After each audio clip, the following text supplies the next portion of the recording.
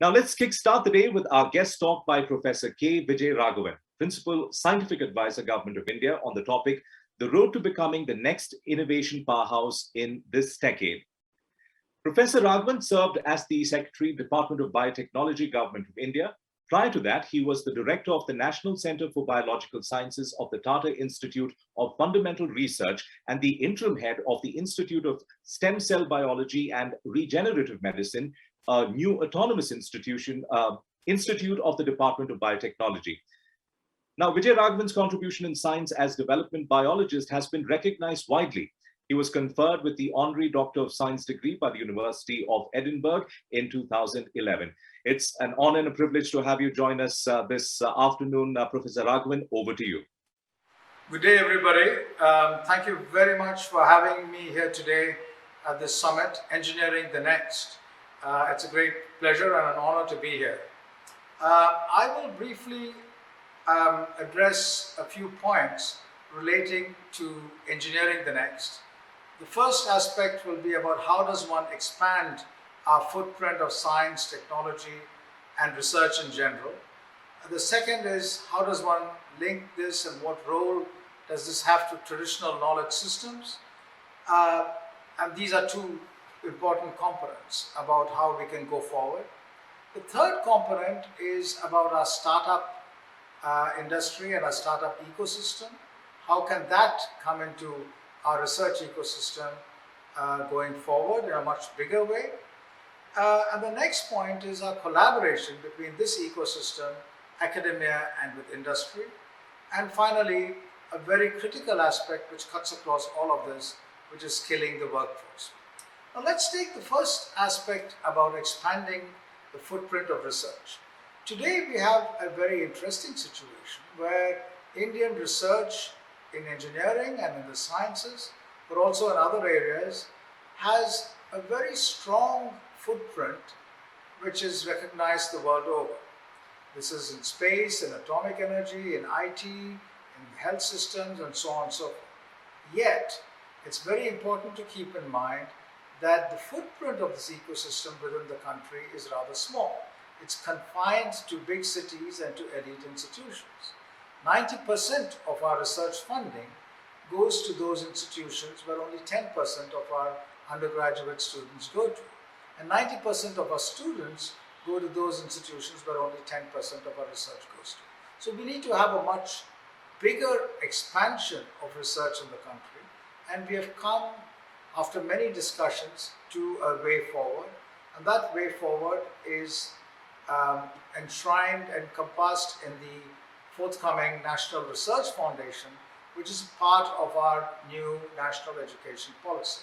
So the National Research Foundation aims to inject substantial new resources, synergize available resources, and take research to a broader ecosystem. How does one do that? Well, if you put on a map of India all the national research laboratories of the DRDO, Space, DAE, Department of Science and Technology, Biotechnology, CSIR, ICAR, and ICMR, it will be a very impressive map with these laboratories scattered in every corner of the country. Now, for the same map, you put all the state universities, the central universities, and the colleges. Again, these are scattered all over the country. There's no area which is missed. Yet, the connectivity between these research institutes and these universities is low. So the National Research Foundation will have a hub and spoke structure, amongst other ways of funding, to make sure that the quality research we have in our research institutions can now seed research in our university system. This will require research professorships in the university system, funding of the university system in partnership with resources, intellectual and otherwise available in our research laboratories. So let's see how this takes off. It's a very interesting and very exciting project, and all of you in industry and elsewhere will be needed to take this forward. Now, the reason why this kind of an approach can succeed is because of the great enthusiasm and the large numbers of young people in the country. But there's another aspect which makes us hamstrung, which is the use, as I'm using now, English as the principal language of communication and for research. For you to be truly creative, you should be able to do the most advanced thinking and research work in your own language. At the same time, you need to be able to connect to the rest of the world through English. So bilingual education is very important for us to be truly creative. And that's one goal of the government right now, to expand bilingual education in our languages as well as in English simultaneously, so that there's a deep rootedness which can inspire us to think in more creative ways than if one has to think in our day-to-day lives in our native languages and operate at high-end research only in English. This would allow only a few elites to succeed, but not open up research to a broader environment. That also requires us to be able to appreciate cultural rootedness in our society, our architecture, wisdom, and our ability to deal with our environment. There's much to learn from there. And if we have to give back in the area of climate change and big challenges in biodiversity loss and in environmental considerations, understanding our ecosystem and our traditions are very, very important.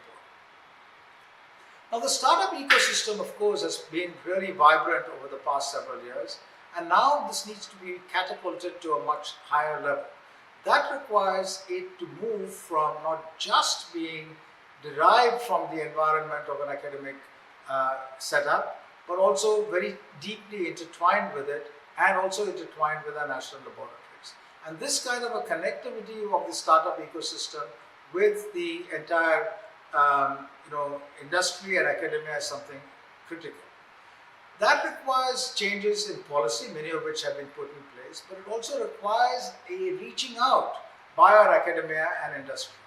So industry, in addition to investing in R&D and its own development, is now trying to aim to expand into having a broader startup environment around it, not just for ancillaries, but for a lot of the creative work. In many areas, creativity comes by hedging your bets, by having different kinds of startups looking at different aspects in different ways, and that's something which needs to go into every sector. It is there somewhat in the pharma sector and the biotech sector and in the electronic sector, but there's much room in other sectors such as textiles, heavy industry design, semiconductor design, and so on, for startups to come in a big way. Now, this, to be successful, requires the next stage, which is an intense collaboration between industry and academia to encourage startups and fresh thinking in R&D. Why does that not happen enough, and how can we make that happen? On one hand, our academic environment is such that it doesn't have a substantial connect with industry. The measures and the metrics there currently require success through research work and not necessarily through interactions with academia, with industry and startups. So the metrics of success in academia need to encompass these other kinds of interactions also. Industry has resources, but industry doesn't have risk capital, whereas our research institutions have intellectual capital, material, and space. Therefore, a partnership between these two can help mitigate risk rather substantially. And that's something which we need to embark on. And that again, there are many flexibilities now in place, and more will come. All of this requires an intense skilling of the workforce. And of course, there's a skill ministry, there are major skill programs, there are the ITIs, and there are training programs in our big science agencies. The CSIR has got a major skilling effort, as have other ministries. All this needs to be tied together, all these threads need to be tied together to make a strong growth, because this is not just a one-off process, this is a dynamic process. So the skilled workforce going back and forth between industry and research labs and academia is something which is really required. And again, the wide spread nature of our research lab locations and that of industry allows this to happen. If we put all of this in place, and these are happening right now, if we put all of this in place really well over the next few months, we have a great future for engineering next. So with this, I'd like to thank you very much. I'd also now like to release the NASSCOM report which I'm doing as we speak. I'm glad you've packed it lightly. Sometimes the wrapping is very tight, but here we are. There's the NASSCOM Advantage India report. And I think it's the same copy here. Good, I have 3 copies. Yeah, thank you very, very much. Thank you very much indeed, Professor VijayRaghavan, for your perspectives on the topic, the road to becoming the next innovative powerhouse in this decade, and for the release of that report.